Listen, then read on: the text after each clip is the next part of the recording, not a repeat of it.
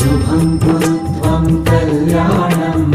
आरोग्यं धनसम्पदा शुभं कुरु त्वं कल्याणम् आरोग्यं धनसम्पदा शत्रुबुद्धिविनाशाय दीपज्योति नमोऽस्तुते दीपज्योति नमोऽस्तुते शुभं कुरु त्वं कल्याणम् आरोग्यं धनसम्पदा